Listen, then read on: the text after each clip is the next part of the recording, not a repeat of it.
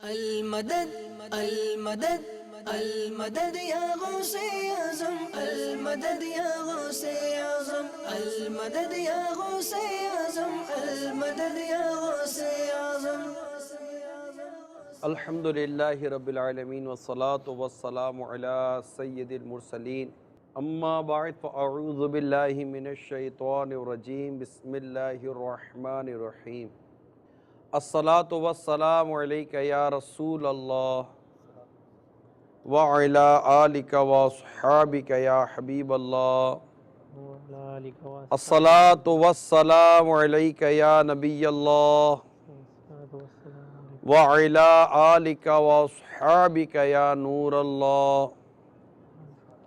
مدنی channel کے ناظرین، الحمدللہ عز و جل ماہ ربیع الآخر، ماہ عبد القادر، یعنی وہ مہینہ جس میں ہمارے پیر و مرشد، پیران پیر، پیر دستگیر، روشن ضمیر، قطب ربانی، قندیل نورانی، شہباز لامکانی، الشیخ عبد القادر جیلانی قدس سرہ نورانی کی 11ویں شریف آتی ہے، یعنی 11 ربیع الآخر کو آپ کا عرس مبارک ہے، اور دنیا بھر میں عاشقان اولیاء سیدی غوث اعظم علیہ رحمت اللہ الاکرم کی 11ویں شریف بھی مناتے ہیں اور اس کی خوب برکتیں پانے کی کوشش بھی کرتے ہیں۔ مدنی چینل پر پچھلے چند ماہ سے مختلف حوالوں سے آپ سلسلہ دیکھتے ہیں جس کا نام ہوتا ہے فیس ٹو فیس، یعنی آمنے سامنے۔ ہمارا یہ سلسلہ عوامی وسوسوں پر مبنی ہوتا ہے کہ جو ایک عام عوام کے ذہنوں میں، دل میں جو وسوسے آتے ہیں، اشکالات آتے ہیں، ہم کوشش کرتے ہیں یہاں پر ہمارے اسلامی بھائیوں کے ساتھ بیٹھ کر، کیونکہ یہ بھی جو ہمارے ساتھ بیٹھتے ہیں یہ ایک عوامی نمائندے کے علاوہ انہیں ان کو باتیں ملتی ہیں، تو یہ ضروری نہیں ہوتا کہ ان کے ذہنوں میں یہ جو ہم سے بات کرتے ہیں یہ ان کے اپنے وسوسے ہوتے ہوں، لیکن یہ کئی لوگوں کی یہاں ترجمانی کر رہے ہوتے ہیں۔ اور بعض اوقات دیکھا یہ گیا ہے کہ جب اس طرح کے کوئی ہمارے مذہبی تہوار یا اس طرح کی کوئی چیزیں آتی ہیں تو ایک وسوسوں کا سافٹ ویئر ہے نا، وہ ایکٹیویٹ ہو جاتا ہے، اور طرح طرح کے ایسے خیالات اور ایسے باتیں ذہنوں میں آتی ہیں کہ جن سے خرابیاں پیدا ہو رہی ہوتی ہیں، اور ایک ایسا موقع، ایک ایسا وقت جس میں اللہ کے بندے خوب نیکیاں کر سکیں، عبادت کر سکیں، اور اس معاملے میں اپنے آپ کو مزید فعال کر سکیں، شیطان ایک وسوسوں کا جال لے کر آتا ہے، یہ کیسے ہو گیا، وہ ٹھیک ہے یا نہیں ہے، وہ غلط ہے یا وہ صحیح ہے، یہ کیسے ہو سکتا ہے، وہ کیسے نہیں ہو سکتا، نہیں نہیں نہیں بھائی ایسا کیوں، اس طرح کی بہت ساری چیزیں آتی ہیں، اور پھر بندہ اس میں کھو جاتا ہے، اور بہت ساری عبادات سے، نیکیوں سے، بھلائیوں سے، بزرگوں کے فیضان اور بزرگوں کی برکتوں سے محروم ہو جانے کے اندیشے رہتے ہیں۔ تو ہماری کوشش ہوتی ہے مدنی چینل کے ذریعے اس طرح کے وسوسوں کا اظہار کیا جاتا ہے، اور جو دعوت اسلامی کے مدنی ماحول کی برکت سے مدنی مذاکرے اور امیر سنت کی صحبت، پھر علماء کرام، دارالفتہ اہل سنت کی جو برکتیں ہیں، اس سے جو کچھ یاد ہوتا ہے، جو ذہن میں آتا ہے، وہ ہم آپس میں سوال جواب کا سلسلہ کرتے ہیں۔ ہمارا اس سے پہلے کوئی آپس کا مدنی مشورہ نہیں ہوتا، نہ ہماری کوئی آپس کی گفتگو ہوتی ہے کہ آپ یہ پوچھو گے تو میں یہ جواب دوں گا، آپ یہ پوچھو گے تو میں یہ جواب دوں گا۔ میں نہیں جانتا کہ ان کے ذہنوں میں سوال کیا ہیں، اور جوابات تو جس وقت جو ہوگا وہی بن پڑے گا۔ تو اب چونکہ مذہب مہذب اہل سنت، جسے مسلک اعلیٰ حضرت بھی کہتے ہیں رحمۃ اللہ تعالیٰ علیہ، یہ عین قرآن اور حدیث، صحابہ، اجماع اور اس طرح کی جو شرعی اور دینی اصول ہیں ان پر مبنی ہے، اور عین اسلام کی جو بنیادی وہ تعلیمات جو سرکار مدینہ صلی اللہ تعالیٰ علیہ وآلہ وسلم سے صحابہ کرام نے لی، صحابہ کرام سے تابعین نے لی، تبع تابعین نے لی، اس طرح بزرگان دین نے لی، یہی ہوتے ہوتے آج یہ ہم تک پہنچی ہیں، اور الحمدللہ چونکہ اسی پر ہم چل رہے ہوتے ہیں تو بسا اوقات ایسا ذہن میں ہوتا نہیں کہ یار کوئی ایسا سوال کر لیں گے جواب نہیں بن پڑے گا، تو ایسا عموماً ہوتا نہیں ہے۔ جواب مجھ سے نہیں ہو سکتا تو ہم جواب امیر سنت سے لیتے ہیں، اور امیر سنت کے ساتھ ساتھ ہم وہی جواب دعوت اہل سنت سے لے لیتے ہیں جسے اپنے مدنی چینل کی اسکرین پر دیکھ رہے ہوتے ہیں۔ تو ظاہر ہے کہ ضروری نہیں کہ اس وقت میرے ذہن میں وہ کوئی آیت آ جائے، کوئی وہ روایت آ جائے، وہ قول یا وہ عبارت میرے ذہن میں آ جائے جو کہ ان کے سوال کے جواب کے لیے کافی ہو۔ تو پھر ہم اسی سلسلے میں امیر اہل سنت کے مدنی مذاکرے کی طرف بھی نشاندہی کرتے ہیں، اور دارالفتہ اہل سنت کی طرف بھی بڑھتے ہیں کہ ہم وہاں سے جواب لے لیتے ہیں، کہ ہمیں اصل مقصد تو وہ جواب سے ہے کہ جو ہمارے وسوسوں کو اور ہمارے اشکال کو دور کر سکے، وہ جواب خواہ میرے ذریعے ادا ہو جائے یا امیر اہل سنت کے ذریعے ہمیں اس جواب کی برکت نصیب ہوں، یا ہمارے مفتیان کرام سے یہ جواب مل جائے۔ تو یہ ہمارا سلسلہ ہوتا ہے، اور یہ اس کی بنیادی مقاصد ہوتے ہیں۔ اور ظاہر ہے کہ اس کے علاوہ اور کیا مقصد ہوگا کہ ہم اپنے آپ کو ایک اچھی انداز سے، پیارے انداز سے اللہ اور اس کے رسول کی رضا والے کاموں میں لگا کر رکھیں اور شیطانی وسوسوں سے بچیں۔ یقیناً ہمارے سلسلے کا بہت بنیادی مقصد یہ شیطان کے خلاف اعلان جنگ ہوتا ہے، اور ہم کوشش یہ کرتے ہیں کہ شیطان ناکام و نامراد ہو، اور اللہ کے بندے اللہ تبارک و تعالیٰ سے وہ تعلق قائم کرنے میں کامیاب ہو جائیں جس تعلق کو قائم کرنے کی ہمارے دین، ہمارا اسلام ہمیں دعوت دیتا ہے۔ تو آئیے چلتے ہیں، دیکھتے ہیں کہ آج کیا سوالات ہوتے ہیں اور کیا جوابات بن پاتے ہیں۔ ہم بھی نیت کرتے ہیں، میرے ساتھ جو شرکاء اسلامی بھائی آپ بھی نیت کریں، میں بھی نیت کرتا ہوں کہ اللہ کی رضا کے لیے سلسلے میں ہم شامل رہیں گے، اور نفس و شیطان کی شرارتیں جو عموماً ریاکاری کے نام پر، حب جاہ کے نام پر، شہرت کے نام پر، یا پھر ایسا ہوتا ہے بعض اوقات کہ آدمی محض چپ کرانے کے لیے بات کر رہا ہوتا ہے کہ دیکھیں یار آج میں اس کو چپ کرا کر دم لوں گا۔ تو مدنی التجا یہ ہے کہ ایسا کچھ نہ ہو، ہم سیکھنے سکھانے کے لیے موجود رہتے ہیں، اور ہم سب کا جو بنیادی مقصد ہے وہ یہ ہونا چاہیے کہ مجھے اپنی اور ساری دنیا کے لوگوں کی اصلاح کی کوشش کرنی ہے انشاءاللہ عز و جل۔ صلو علی الحبیب صلی اللہ تعالی علی محمد۔ تو آج سیدھے ہاتھ سے شروع ہوگا، الٹے ہاتھ سے شروع ہوگا۔ دل کی طرف سے شروع کرتے ہیں۔ جی، چلے معاملہ غوثیت کا ہے، دل سے شروع کرتے ہیں۔ ابھی آپ نے جو تمہید پروگرام کی آپ نے شروع کی، یہیں سے اٹھا لیا آپ نے۔ جی آپ نے ایڈ میں جو بات کی نا، یہیں سے تو اصل اعتراض شروع ہو رہا ہے ہمارا۔ کیا بات کی آپ میں نے؟ نے کہا کہ جو ہے اللہ تعالیٰ سے جو ہے وہ ہمیں اپنا ایک رشتہ قائم کرنا ہے، ایک تعلق جوڑنا ہے، مگر ہم کیا دیکھتے ہیں کہ جو تعلق جوڑا جا رہا ہے وہ اللہ کے بندوں سے زیادہ جوڑا جا رہا ہے، اور پھر اس کے بعد جو ہے یعنی ہم سب سے پہلے جو شروعات کرتے ہیں وہ جیسے غوث پاک کا ذکر ہے۔ اب غوث جو ہے تو سب سے بڑا غوث تو پھر اللہ تعالیٰ ہی ہے، مگر پھر ہم غوث آدم کہتے ہیں، تو یہاں سے ہی تھوڑا سا پھر کانفلکٹ شروع ہوتا ہے نا۔ یعنی آپ کا کہنے کا مقصد جو میں سمجھ رہا ہوں وہ یہ ہے کہ جب ہم بات کرتے ہیں اللہ تعالیٰ سے تعلق قائم کرنے کی، تو اس میں اللہ کے بندوں کا بیچ میں ذکر کرنا اور اللہ کے بندوں کے ذریعے ایک راستہ بنانا، یہ کیسا؟ ڈائریکٹ اپنے رب۔ ڈائریکٹ اللہ تعالیٰ سے تعلق تو جی مفتی صاحب جواب ارشاد فرمائیے۔ ہم اللہ تعالیٰ سے اپنا رشتہ کیوں نہ جوڑیں، ولیوں سے کیوں؟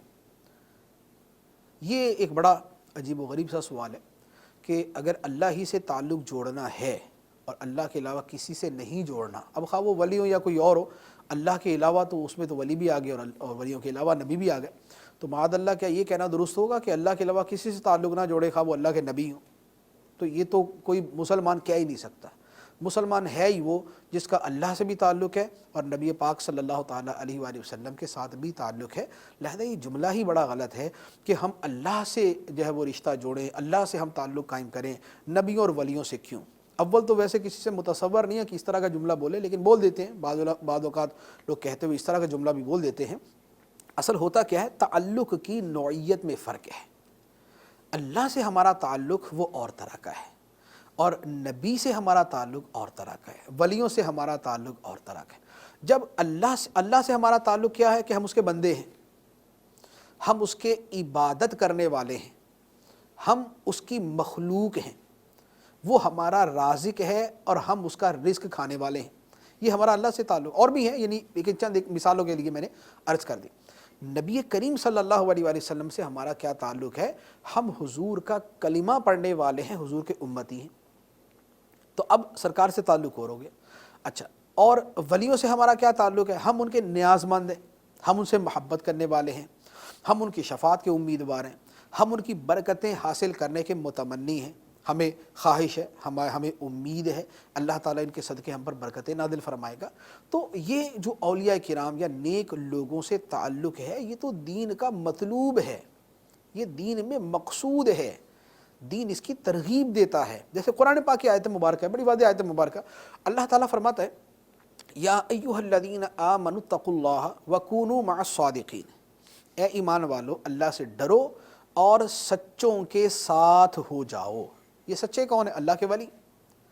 تو اب سچوں سے تعلق رکھنے کا، ان سے رشتہ قائم کرنے کا، ان کی صحبت میں بیٹھنے کا، ان کی اتباع کا اللہ تعالیٰ نے حکم دے دیا. تو اس تعلق کا تو ہمیں حکم دے دیا گیا. اچھا، اسی طرح بلکہ یہ تو دنیا کا ایک حکم ہے کہ دنیا کے اعتبار سے ہمیں فرمایا گیا، ولیوں سے تعلق، صالحین سے تعلق اتنی عظیم شے ہے، ان کے گروہ میں آ جانا اتنی عظیم شے ہے کہ جب نیک بندے کی روح نکلتی ہے، ایک صالح آدمی کی روح نکلتی ہے، تو اس وقت اسے کیا ندا کی جاتی ہے؟ اسے ندا کیا ہوتی ہے؟ اللہ تعالیٰ فرماتا ہے کہ اس وقت کی ندا یہ ہوتی ہے یا ایتھا النفس المطمئنہ ارجعی الی ربک راضیۃ مرضیہ فادخلی فی عبادی وادخلی جنتی. اے اطمینان والی جان، لوٹ اپنے رب کی طرف اس حال میں کہ تو اللہ سے راضی، اللہ تجھ سے راضی. لوٹ اپنے رب کی طرف اس حال میں تو اللہ سے راضی، اللہ تجھ سے راضی. اب اللہ تعالیٰ فرماتا ہے وہ جو روح ابھی نکل رہی ہے بدن سے، اللہ کی بارگاہ میں پیش ہونے جا رہی ہے، اسے کہا جاتا ہے فادخلی فی عبادی، تو میرے بندوں میں داخل ہو جا. وادخلی جنتی، اور میری جنت میں داخل ہو جا. یعنی جنت میں داخل ہونے سے پہلے یہ فرمایا گیا میرے بندوں میں داخل ہو جا. تو یہ ہیں اللہ تعالیٰ کے نیک بندے، یہ ہیں اللہ تعالیٰ کے برگزیدہ بندے کہ جن سے یہ تعلق رکھنا ہے کہ مرنے کے بعد بھی یہ دعا مانگنی ہے کہ ہمیں ان کا ساتھ ملے. مرنے کے بعد بھی یہ دعا مانگنی ہے کہ ہمارا ان سے تعلق قائم رہے، ہم ان کے گروہ کے اندر ہوں. اور یہ دعا باقاعدہ قرآن پاک کے اندر سکھائی گئی ہے. چنانچہ قرآن پاک کے اندر یہ آیت مبارکہ ہے کہ حضرت یوسف علیہ السلام نے اللہ تعالیٰ کی بارگاہ میں دعا کی تھی، انت ولی فی الدنیا والآخرہ، اے اللہ تو ہی میرا ولی ہے، میرا مددگار ہے دنیا میں آخرت میں. توفنی مسلمن، مجھے حالت اسلام میں موت عطا فرمانا، والحقنی بالصالحین، اور مجھے جوڑ دے صالح نیک لوگوں کے ساتھ. یہ حضرت یوسف علیہ السلام جیسی ہستی دعا کر رہی ہیں کہ مجھے صالحین کے ساتھ جوڑ دینا، ان کے ساتھ لاحق کر دینا. تو صالحین، یہاں پر صالحین اپنے حسب مرتبہ ہیں، یعنی اللہ کا نبی مانگے گا تو اس کے صالحین کا مرتبہ بھی دوسرا ہوگا. لیکن یہاں جو بات عرض کرنے کی ہے وہ یہ ہے کہ صالحین سے تعلق، سوال یہ نہیں کہ دنیا کے اندر جو ہے ان سے تعلق رکھا جائے یا نہ رکھا جائے، ان سے رشتہ جوڑا جائے یا نہ جوڑا جائے. صالحین سے تعلق تو اتنا عظیم ہے، اتنا اہم ہے کہ دنیا نہیں، آخرت کے اندر بھی اس کی دعا مانگنی چاہیے کہ اللہ تعالی ہمیں نیک لوگوں سے رشتہ قیامت کے دن عطا فرما دے، نیک لوگوں سے تعلق ہمیں قیامت کے دن عطا فرما دے. تو لہذا ہم بھی یہی دعا اللہ تعالیٰ کی بارگاہ میں کرتے ہیں، ربی توفنی مسلما والحقنی بالصالحین. اے اللہ ہمیں مجھے حالت اسلام کے اندر اٹھانا اور صالحین کے ساتھ مجھے ملا دینا، صالحین کے ساتھ ہمیں مجھے لاحق کر دینا. لہٰذا اس جملے کے اندر کوئی حرج نہیں ہے، اور یہ کہنا نہیں چاہیے کہ اللہ سے تعلق ہو، اللہ کے علاوہ کسی سے تعلق نہ ہو. یہ جملہ بڑا بے ربط سا اور بڑا غلط قسم کا جملہ ہے. اللہ تعالی ہمیں اپنی زبان کی احتیاط عطا فرمائے. اولیاء کرام سے جو تعلق قائم کیا، اس تعلق کے قائم کرنے کے پیچھے کسی بھی مسلمان سے اگر آپ پوچھ لیں تو میں نہیں سمجھتا کہ اس میں وہ دو رائے قائم کرے گا کہ وہ صرف یہی کہے گا چونکہ یہ اللہ کا نیک بندہ ہے میں اس لیے اسے تعلق قائم کرتا ہوں. یعنی کسی کو آپ نے یہ نہیں دیکھا ہوگا، کیونکہ اللہ کے بندے تو سارے ہیں، لیکن کیا کوئی شرابی کے ذریعے اللہ سے تعلق قائم کرنے گیا؟ کوئی جواری کے ذریعے اللہ سے تعلق قائم کرنے کے لیے گیا؟ یا کوئی یہ دیکھا یار اتنا بڑا سنگر ہے، اتنا بڑا گلوکار ہے، یار دنیا میں اس کا اتنا نام ہے، یار اس سے دوستی کرو یار، یہ اللہ سے ملا دے گا۔ دنیا میں بگڑا سا بگڑا ہوا بھی اگر انسان جو مسلمان انتہائی بھی عمل ہے، انتہائی بھی عمل مسلمان کو لے لیں، جو واقعی ایک نمبر کا اگر شرابی ہو جواری بھی ہوگا، اگر اس کے ذہن میں کبھی کوئی ایسی چیز آئے گی کہ یار میں اللہ تبارک و تعالیٰ سے تعلق قائم کروں، تو اس کے ذہن میں آئے گا یار اللہ کے نیک بندے کو تلاش کرو، میں اس کے بارگاہ میں حاضری دوں اور اس سے کہوں کہ یار اللہ سے دعا کر اور میں اپنے رب کا قرب پانا چاہتا ہوں۔ تو اللہ تبارک و تعالیٰ کے قرب پانے کے لیے لوگ اللہ تعالیٰ کے ان بندوں کو ڈھونڈتے ہیں جو عبادات کے ذریعے، ریاضت کے ذریعے، سچائی کے ذریعے، تلاوت کے ذریعے اپنے رب کا ایسا قرب پا چکے ہوتے ہیں کہ جن کے بارے میں حدیثوں میں آتا ہے کہ اللہ تعالیٰ پر اگر وہ کسی بات پر قسم لے لیں تو اللہ تعالیٰ ان کی قسم پوری فرماتا ہے، جو حدیث پاک میں بیان ہوا۔ تو وہ کسی نے کیا خوب کہا ہے، اللہ اللہ کیے جانے سے اللہ نہ ملے، اللہ والے ہیں جو اللہ سے ملا دیتے ہیں۔ ان شارٹ یہ ہے کہ اللہ تعالیٰ سے تعلق قائم کرنے کے لیے اگر کوئی اللہ والے سے تعلق جوڑتا ہے تو اس کے جوڑنے میں کوئی قباحت تو نہیں ہے۔ قرآن مجید میں خود ہی اللہ تبارک و تعالیٰ نے ارشاد فرمایا، وَلَوْ أَنَّهُمْ إِذْ ظَلَمُوا أَنفُسَهُمْ جَاءُوكَ فاستغفروا الله واستغفر لهم الرسول لوجدوا الله توابا رحيما۔ اور اگر جب وہ اپنی جانوں پر ظلم کریں تو اے محبوب تمہارے حضور حاضر ہوں اور پھر اللہ سے معافی چاہیں اور رسول ان کی شفاعت فرمائے تو ضرور اللہ کو بہت توبہ قبول کرنے والا مہربان پائیں۔ اب قرآن مجید کی اس آیت کریمہ میں اللہ تبارک و تعالیٰ نے مغفرت کے 3 طریقے ارشاد فرما دیے۔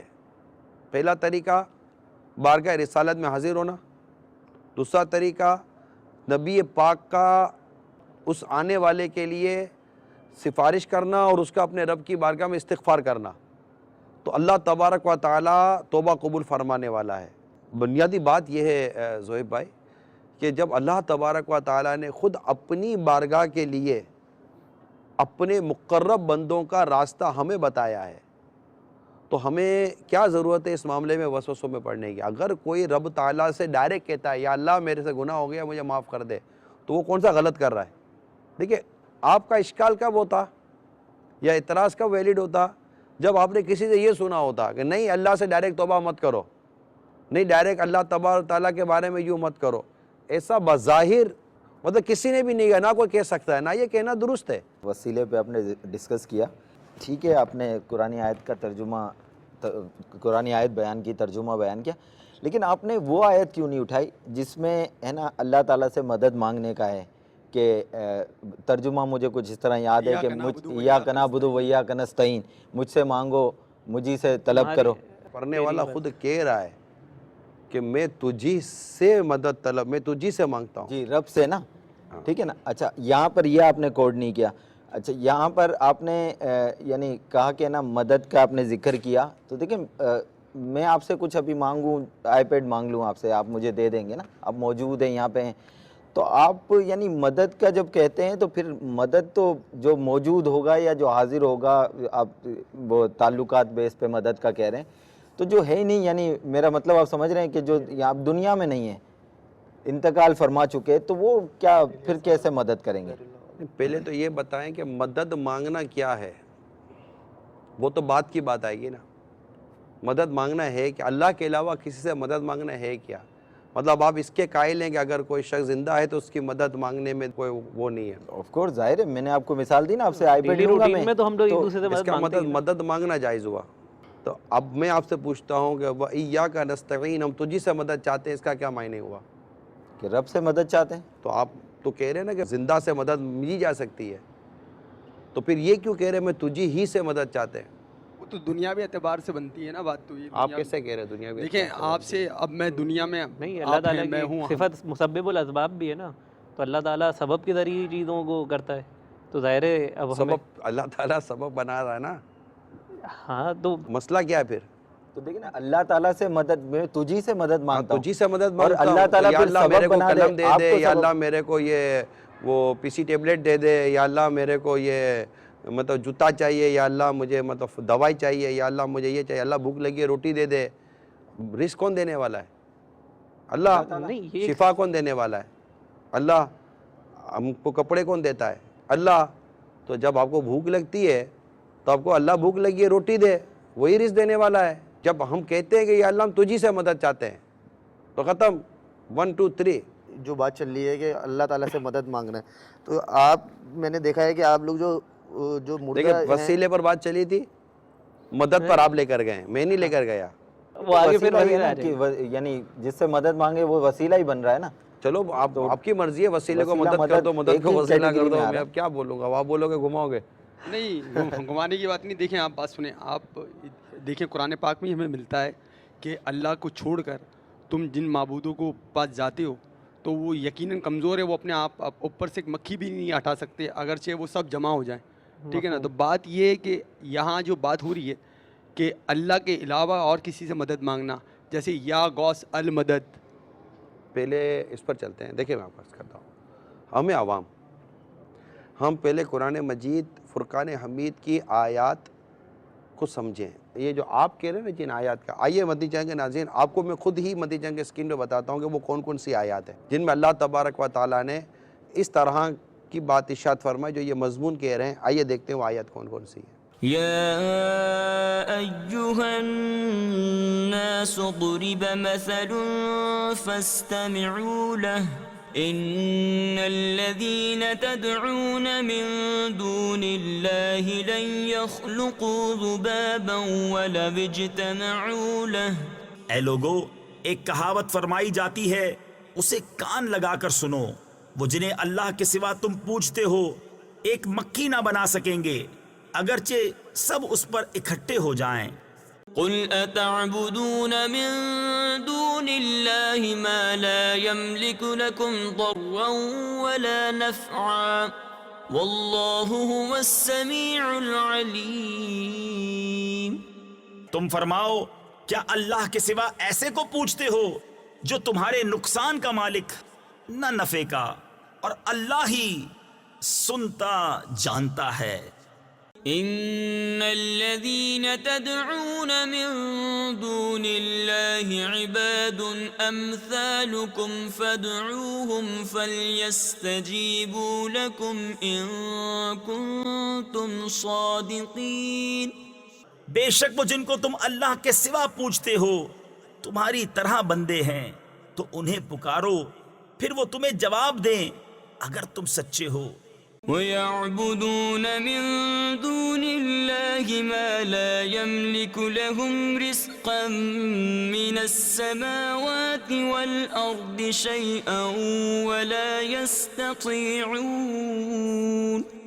اور اللہ کے سوا ایسوں کو پوچھتے ہیں جو انہیں آسمان اور زمین سے کچھ بھی روزی دینے کا اختیار نہیں رکھتے، نہ کچھ کر سکتے ہیں۔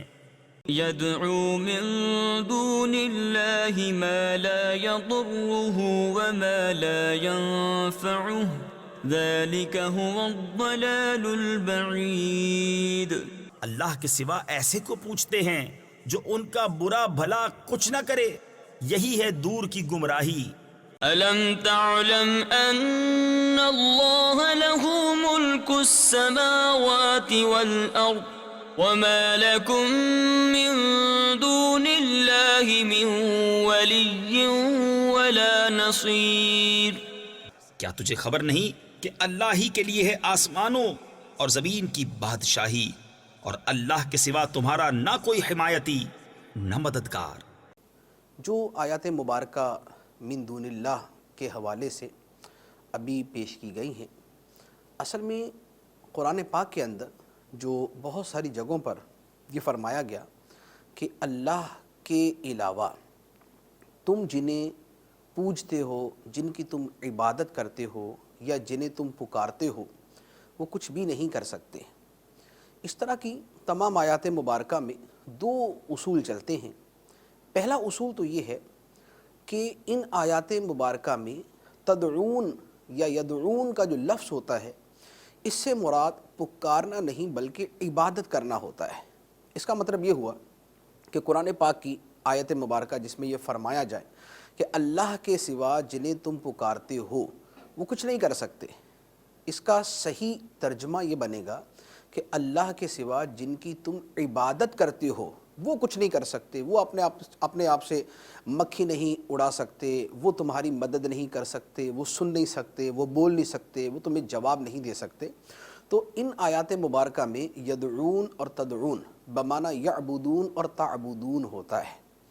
اب یہ بات کہ یہاں پر دعا بمعنی عبادت ہے، یہ ہم اپنی طرف سے نہیں کہتے، بلکہ قرآن مجید کی تفاسیر کو اٹھائیں اور قرآن مجید میں جتنے مقامات پر لفظ من دون اللہ کے ساتھ یدعون کا لفظ یا تدعون کا لفظ ہے، اس پر یہ دیکھیں کہ جو 1400 سال کے مفسرین نے ان آیات مبارکہ کی تفسیر لکھی ہے وہ کیا ہے۔ آپ کو اکثر و بیشتر جگہ بڑی صراحت کے ساتھ یہ الفاظ ملیں گے کہ یدعون کا ترجمہ وہ یعبدون کرتے ہیں، یعنی اللہ کے سوا جن کی تم عبادت کرتے ہو۔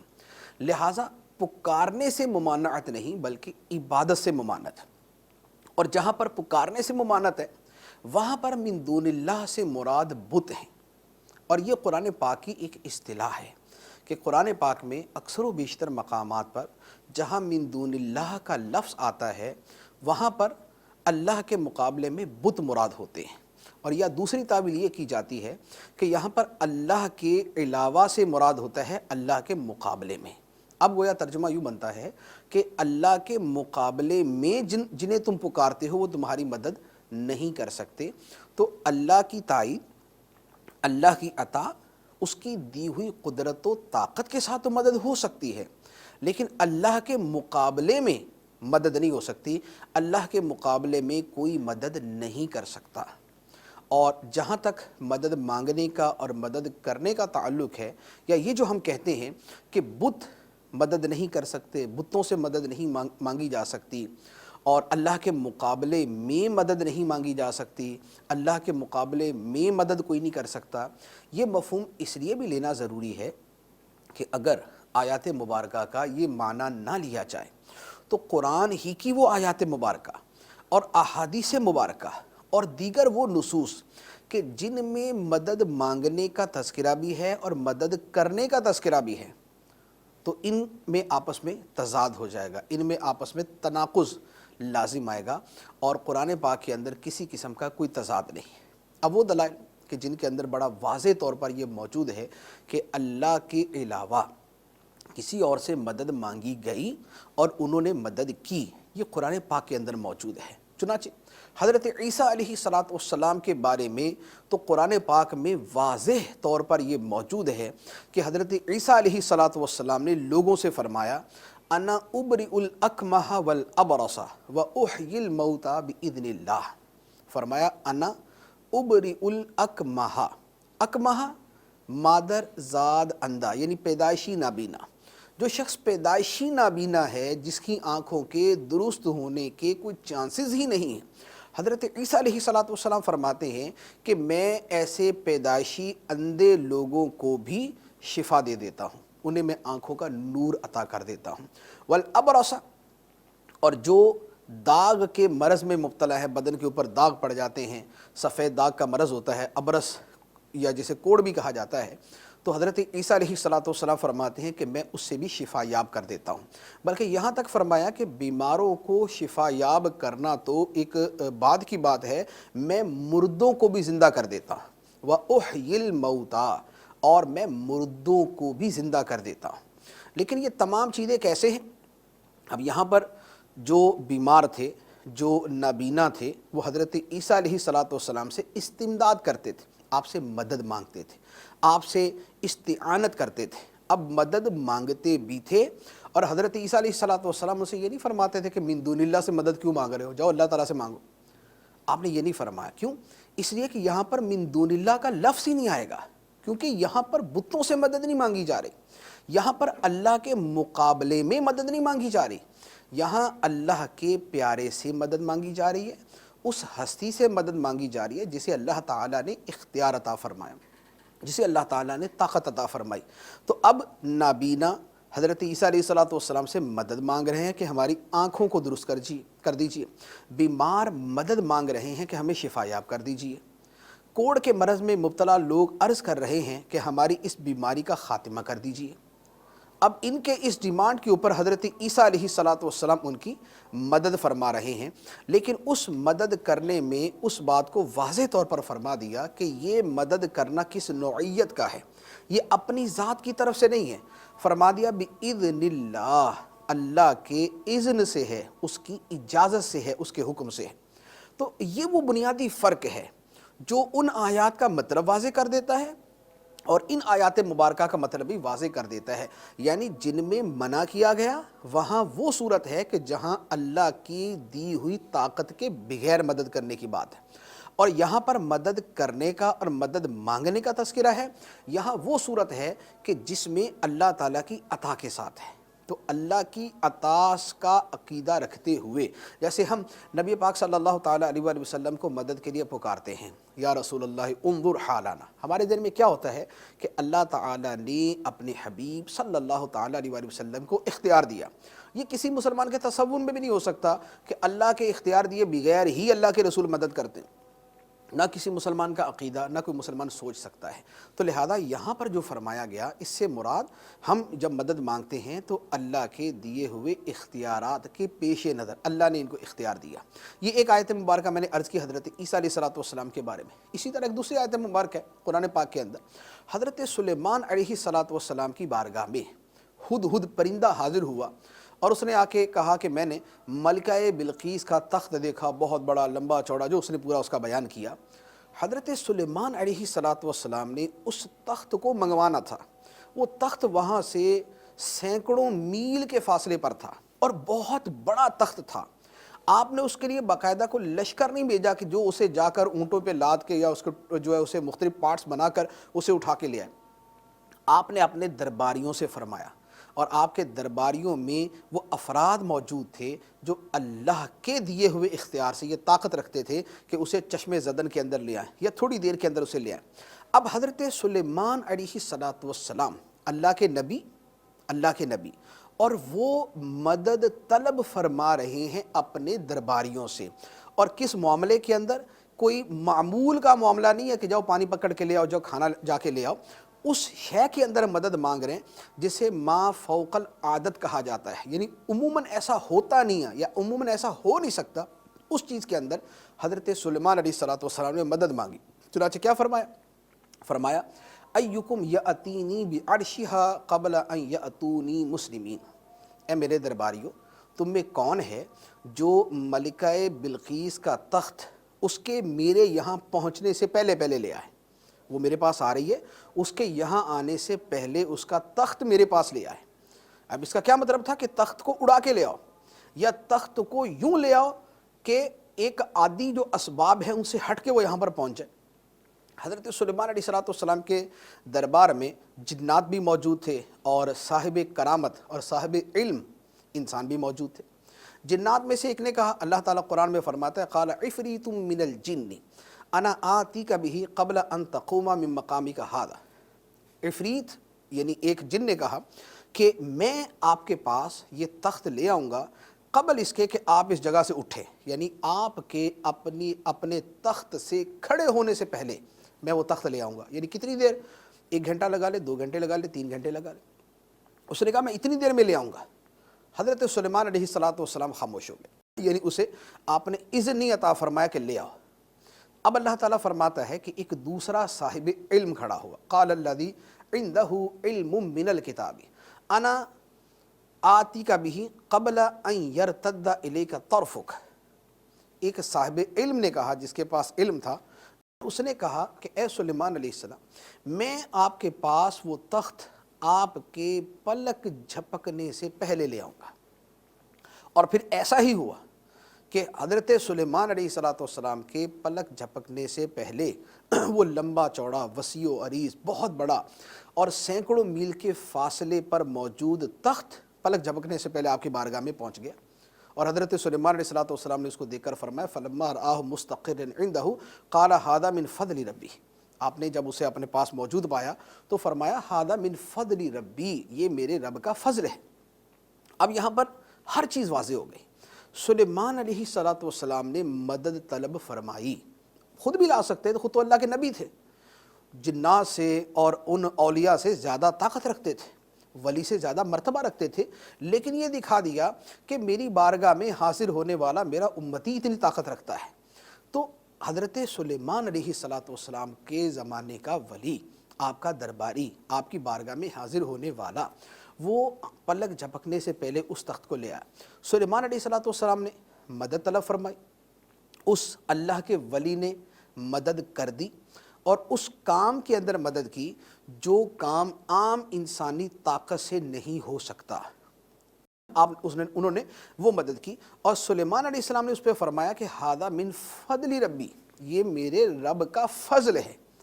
تو اب یہاں پر وہ بات بھی مینشن ہوگی کہ جہاں اللہ کا فضل ہو، جہاں اللہ کی عطا ہو، جہاں اللہ کی دی ہوئی طاقت ہو، وہاں پر اگر مدد طلب کی ہے اور وہ مدد کرتے ہیں تو اس میں کوئی ناممکن چیز نہیں ہے، اس میں کوئی استحالہ نہیں ہے، اس میں کوئی ناممکن چیز نہیں ہے۔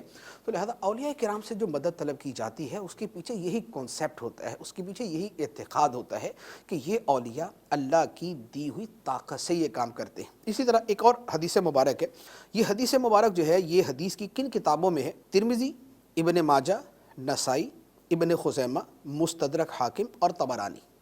حدیث کی ان کتابوں میں یہ روایت موجود ہے کہ نبی پاک صلی اللہ تعالیٰ علیہ وآلہ وسلم کی بارگاہ میں ایک نابینا صحابی حاضر ہوئے۔ نابینا صحابی نے حاضر ہو کر عرض کیا، یا رسول اللہ صلی اللہ علیہ وسلم، آپ اللہ تعالیٰ سے دعا کریں کہ وہ مجھے عافیت عطا فرما دے، مراد یہ کہ میری نابینائی کو ختم کر دے، میرے اندھے پن کو ختم کر دے۔ نبی پاک صلی اللہ تعالیٰ علیہ وآلہ وسلم نے فرمایا کہ اگر تم کہتے ہو تو میں دعا کر دیتا ہوں، اور اگر تم صبر کرو تو تمہارے لیے بہتر ہے، اور اس کی حضور دعا ہی فرما دیں۔ یعنی انہوں نے عرض کیا کہ حضور آپ دعا ہی فرما دیں۔ سرکار دو عالم صلی اللہ علیہ وسلم نے دو آپشن دیے، صبر کرو گے تو جنت ملے گی اور تمہارے لیے بہتر ہے، اور اگر دعا کا کہتے ہو کہ تمہارا نابینا پن ختم ہو جائے تو میں دعا کر دیتا ہوں۔ تو انہوں نے عرض کیا یا رسول اللہ صلی اللہ علیہ وسلم دعا فرما دیجیے۔ نبی پاک صلی اللہ تعالیٰ علیہ وآلہ وسلم نے انہیں حکم دیا کہ وضو کرو اور اچھا وضو کرو، اور اس کے بعد یہ دعا مانگو۔ اب یہ جو دعا کے الفاظ ہیں، مدد مانگنا، مدد طلب کرنا، وسیلہ بنانا، ان تمام چیزوں کو اپنے ذہن میں رکھتے ہوئے اس دعا کے الفاظ کو سنیے۔ نبی پاک صلی اللہ علیہ وآلہ وسلم نے یہ دعا خود سکھائی۔ دعا کیا ہے؟ فرمایا کہ یوں دعا کرنا، اللہم انی اسألک واتوجہ الیک بنبیک محمد النبی الرحمہ، یا محمد انی قد توجہت بک الی ربی فی حاجتی ہذہ لتقضی لی اللہم فشفعہ فیہ۔ اے اللہ، بے شک میں تجھ سے سوال کرتا ہوں اور میں تیری طرف متوجہ ہوتا ہوں۔ اے اللہ میں تجھ سے سوال کرتا ہوں اور تیری طرف متوجہ ہوتا ہوں تیرے نبی محمد صلی اللہ علیہ وآلہ وسلم کے وسیلے سے، جو نبی رحمت ہیں، رحمت والے نبی ہیں۔ اب اس کے بعد اگلے الفاظ، یا محمد یعنی یا رسول اللہ، انی قد توجہت بک الی ربی فی حاجتی ہذہ، یا رسول اللہ میں نے آپ کے وسیلے سے اپنے رب کی طرف توجہ کی ہے اپنی اس پریشانی میں، حاجت میں، تاکہ اسے پورا کر دیا جائے۔ اے اللہ، نبی پاک صلی اللہ علیہ وآلہ وسلم کی شفاعت، سفارش میرے حق میں قبول فرما۔ اب ان الفاظ مبارکہ میں دیکھیں، نبی پاک علیہ السلام نے خود دعا سکھائی، صحابی کو الفاظ یہ سکھائے کہ اے اللہ میں تیری بارگاہ میں دعا کرتا ہوں، متوجہ ہوتا ہوں تیرے نبی کے وسیلے سے، تیرے نبی کے صدقے سے۔ پھر نبی پاک علیہ السلام کو مخاطب کرتے ہوئے کہا کہ یا رسول اللہ میں نے آپ کے وسیلے سے اللہ کی بارگاہ میں عرض کیا ہے، میں نے توجہ کی ہے تاکہ میری مراد کو پورا کر دیا جائے۔ اے اللہ تو حضور کے صدقے، حضور کی شفاعت کے صدقے، سفارش کے صدقے میری مراد کو پورا فرما دے۔ اب یہاں پر وسیلے کا معاملہ، ان صحابی نے نبی پاک علیہ السلام کے سامنے بیٹھ کر تو نماز نہیں پڑھی ہوگی کہ یا آپ کو پکارا یا رسول اللہ میں آپ کو وسیلہ بنا رہا ہوں، اپنے گھر جا کے پڑھی ہوگی یا مسجد میں جا کے پڑھی ہوگی یا ہو سکتا ہے بعد میں جا کے پڑھی ہو، تو غائبانہ طور پر نبی پاک علیہ الصلوۃ والسلام کو پکارا اور ان کی وہ مراد پوری بھی ہوئی، ان کی مراد پوری بھی ہوئی۔ اللہ تعالیٰ نے اس دعا کے صدقے، نبی پاک علیہ الصلوۃ والسلام کا وسیلہ پیش کرنے کے صدقے اور آپ کو مخاطب کرنے کے صدقے اللہ تعالیٰ نے اس کی مراد کو پورا کیا، ان کا نابینا پن ختم ہو گیا، اللہ تعالیٰ نے آنکھوں کا نور عطا فرما دیا۔ یہ حدیث مبارک واضح طور پہ دلیل ہے کہ اللہ کے علاوہ کسی اور سے مدد طلب کی جا سکتی ہے۔ تو وہ جو ہے کہ من دون اللہ، اللہ کے من دون اللہ سے مدد نہ مانگو، وہ ہے بت، بتوں سے مدد نہ مانگو، اللہ کے مقابلے میں مدد نہ مانگو، ان سے مدد نہ مانگو جنہیں اللہ نے اختیار ہی نہیں دیا، جنہیں اللہ نے طاقت ہی نہیں دی۔ جنہیں طاقت ہے، اختیار ہے، یا جن کا وسیلہ اللہ کی بارگاہ میں مقبول ہے، ان سے مدد طلب کی جا سکتی ہے۔ اسی طرح ایک اور حدیث مبارک ہے، اعلیٰ حضرت امام اہل سنت نے طبرانی کے حوالے سے اس روایت کو نقل کیا۔ نبی پاک صلی اللہ تعالیٰ علیہ وآلہ وسلم خود ارشاد فرماتے ہیں، فرمایا اذا ضل احدکم شیئا واراد عونا وهو بارض ليس بها انیس فلیقل یا عباد اللہ اعینونی یا عباد اللہ اعینونی یا عباد اللہ اعینونی فإن للہ عبادا لا یراہم۔ فرمایا جب تم میں سے کسی شخص کی کوئی شے گم ہو جائے اور وہ ایسی جگہ ہو جہاں اس کا کوئی دوست یار نہیں، کوئی جان پہچان والا نہیں، اب کوئی جان پہچان والا نہیں تو کس کو بولے کہ بھائی میری چیز تلاش کرو؟ سرکار فرماتے ہیں فَلْيَقُلْ، تو اب اسے کہنا چاہیے یا عباد اللہ اعینونی، اے اللہ کے بندو میری مدد کرو۔ ایک مرتبہ نہیں، تین مرتبہ کہے اے اللہ کے بندو میری مدد کرو، اے اللہ کے بندو میری مدد کرو، اے اللہ کے بندو میری مدد کرو۔ سرکار فرماتے ہیں بے شک اللہ کے کچھ بندے ایسے ہیں جسے یہ نہیں دیکھ رہا، جنہیں یہ دیکھ نہیں رہا، لیکن وہ اس کی مدد کر دیں گے۔ اب اس حدیث مبارک میں کتنی صراحت، کتنی وضاحت کے ساتھ ہے، ورنہ یہاں پر واضح طور پہ فرمایا جا سکتا تھا کہ اگر جنگل میں ہو کوئی شے گم ہو جائے تو اسے چاہیے کہ 3 مرتبہ اللہ تعالیٰ کو پکارے، یا اللہ میری مدد کر، یا اللہ میری مدد کر، یا اللہ میری مدد کر۔ مدد اللہ ہی کرتا ہے، مدد اللہ ہی کرتا ہے، لیکن یہاں سرکار دو عالم صلی اللہ علیہ وآلہ وسلم جو فرما رہے ہیں وہ تو یہ ہے کہ وہ کہے یا عباد اللہ، اے اللہ کے بندوں میری مدد کرو، اے اللہ کے بندوں میری مدد کرو، اے اللہ کے بندوں میری مدد کرو، اور ایک مرتبہ نہیں کہنا، 3 مرتبہ کہنا ہے۔ تو جس چیز کی اجازت یعنی مدد مانگنے کی اجازت اللہ کے بندوں سے، اللہ کے پیارے بندوں سے، اللہ کے چنے ہوئے بندوں سے مدد مانگنے کی اجازت جب نبی پاک صلی اللہ تعالیٰ علیہ وآلہ وسلم دے رہے ہیں، اور اجازت نہیں دے رہے، طریقہ بتا رہے کہ کسی کی شے گم ہو جائے اور جنگل بیابان میں ہو تو اس انداز کے اندر مدد مانگا کرے۔ تو یہ دلائل بڑے واضح طور پر بتاتے ہیں کہ اللہ کے علاوہ کسی اور سے جو اللہ کا پیارا ہے، اللہ کا محبوب ہے، اللہ کا ولی ہے، اللہ کا نبی ہے، اس سے اگر مدد مانگی جائے تو اس میں کوئی حرج نہیں، بلکہ قرآن اور احادیث مبارکہ کے دلائل کی روشنی میں یہ بالکل ثابت ہے اور طے شدہ بات ہے۔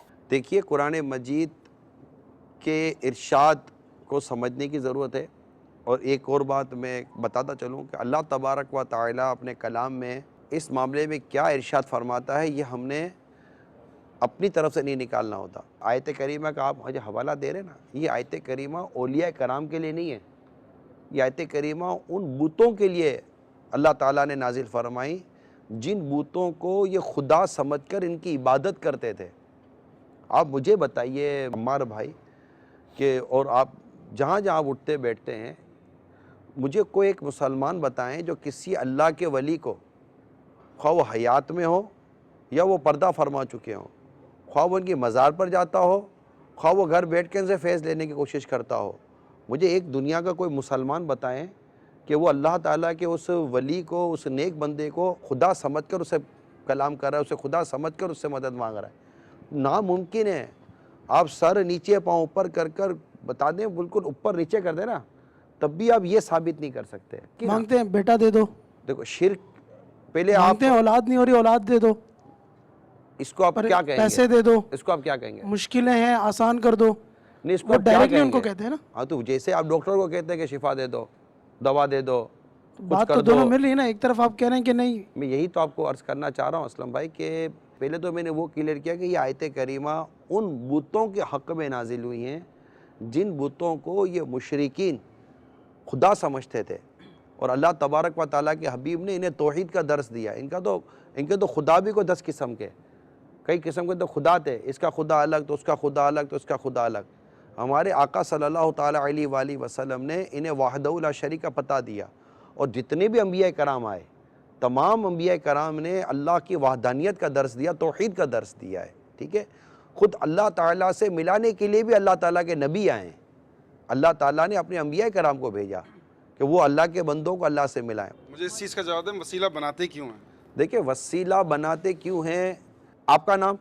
میرا مدثر۔ مدثر بھائی، اب میرا آپ سے ایک سوال ہے، وسیلہ بنانے میں حرج کیا ہے؟ دیکھیں کسی چیز کو تھوڑی دیر پہلے آپ نے یہ فرمایا تھا کہ ہم لوگ خود مانگتے ہیں اللہ تعالیٰ سے، سورت میں بھی ہے کہ ہم خود مانگتے ہیں اللہ تعالیٰ سے۔ جب ہم مانگتے ہیں اللہ تعالیٰ سے تو پھر ہمیں وسیلے ڈھونڈنے کی کیا ضرورت ہے؟ مفتی صاحب اس پر آپ مزید کچھ مدنی پھول عطا فرمائے تو مدینہ مدینہ ہو جائے گا۔ جیسے کچھ لوگ اولیاء کرام کے مزارات پر جاتے ہیں، مزارات پر جا کے بہت ساری دعائیں مانگتے ہیں، اور اس میں بعض اوقات یہ دعا بھی مانگتے ہیں، جیسے داتا صاحب رحمۃ اللہ علیہ کے مزار پر گئے، جا کے یہ دعا مانگتے ہیں داتا صاحب ہمیں بیٹا عطا فرما دے، داتا صاحب ہمیں بیٹا عطا فرما دیں، یا کسی اور مزار پہ جاتے ہیں، وہاں جا کے سرکار غوث پاک رضی اللہ تعالیٰ عنہ کا مزار ہے، وہاں جا کے کہتے ہیں یا غوث پاک ہمیں بیٹا عطا فرما دیں۔ تو یہ مانگنا کیسا ہے؟ بیٹا مانگنا کیسا ہے؟ اولاد کا عطا کرنا تو اللہ کا کام، اللہ کے علاوہ کسی اور سے اولاد مانگنا، بیٹا مانگنا، یہ تو بالکل ہی جو ہے وہ ایک جو ہے وہ عقل سے جو ہے وہ دور کی بات ہے۔ اس سوال کا جواب یہ ہے کہ دیکھیں کسی چیز کی یہ نہیں دیکھا جاتا کہ وہ کتنی بڑی ہے یا وہ کتنی چھوٹی ہے یا وہ کتنی چھوٹی ہے، حقیقی مالک اللہ ہے۔ اگر ہماری آنکھوں میں نور ہے تو اللہ کا دیا ہوا ہے، اگر ہمارے بدن میں روح ہے تو اللہ کی دی ہوئی ہے، ہماری کانوں میں قوت سماعت ہے تو اللہ کی دی ہوئی ہے، ہمارے پاس کپڑے ہیں تو حقیقی دینے والا اللہ ہے۔ ہر شے حقیقتاً اللہ کی ملک ہے اور اللہ ہی کی قدرت میں ہے، اور وہی ہمیں عطا فرماتا ہے، ٹھیک۔ یہ پہلی بات۔ اب دوسری بات یہ کہ جب ہم اللہ کے نبیوں علیہم الصلاۃ والسلام یا اللہ کے ولیوں رضی اللہ تعالی عنہم اجمعین کی بارگاہ میں کوئی سوال کرتے ہیں، اس میں اصل کانسیپٹ کیا ہوتا ہے؟ ہمارا جو اس میں اعتقاد ہوتا ہے وہ یہ ہے کہ عطا فرمائے گا ہمیں اللہ۔ عقیدہ کیا ہے؟ عطا فرمائے گا ہمیں اللہ۔ اور یہ جو ہم کسی نبی یا ولی کی بارگاہ میں سوال کر رہے ہیں، یہ انہیں وسیلہ بنا رہے ہیں، یہ ہم انہیں وسیلہ بناتے ہیں۔ عطا ہمیں اللہ نے کرنا ہے، اور یہ نبی اور ولی اللہ کی بارگاہ میں ہمارے وسیلہ بنیں گے۔ اگر ان کی طاقتوں اور اختیارات میں ہے تو اللہ تعالیٰ کے دیے ہوئے اختیارات سے ہمیں عطا فرمائیں، یا ہم ان سے عرض کرتے ہیں کہ اللہ کی بارگاہ میں دعا کر دیں ہمیں اللہ تعالیٰ عطا فرما دیں۔ اب یہ جو نسبت ہوتی ہے کہ ہم یہ کہیں کہ داتا صاحب آپ ہمیں بیٹا عطا فرمائیں، یا اولاد ہوگی تو ہم نے کہا یار داتا صاحب کی بارگاہ میں عرض کیا تھا کرم ہو گیا بیٹا عطا کر دیا۔ یہ جو نسبتیں ہوتی ہیں اسے کہتے ہیں مجازی نسبت ہے۔ مجازی کا مطلب کیا ہے؟ مجازی کا مطلب یہ ہے کہ نسبت دو طرح کی ہے، ایک ہے حقیقی نسبت اور ایک ہے مجازی نسبت۔ حقیقی نسبت یہ ہوتی ہے کہ حقیقتاً یہ اسی کا کام ہے، اور مجازی نسبت یہ ہوتی ہے کہ درمیان میں جو واسطہ اور وسیلہ بنتا ہے اس کی طرف بھی شے کو منسوب کر دیا جاتا ہے۔ اب اس کو سمجھانے کے لیے تھوڑا سا میں مزید ایک دو مثالیں قرآن پاک سے عرض کر دیتا ہوں۔ قرآن پاک کے اندر اللہ تعالیٰ ارشاد فرماتا ہے هو الذی یصورکم فی الارحام کیف یشاء، اللہ ہی ہے جو ماؤں کے رحموں میں بچے کی صورت بناتا ہے، جو تمہاری صورتیں بناتا ہے۔ اب صورت بنانا، ماں کے پیٹ میں جو بچے کی صورت بناتا ہے کون ہے؟ اللہ تعالیٰ فرماتا ہے هو الذی، وہ اللہ ہے جو صورتیں بناتا ہے۔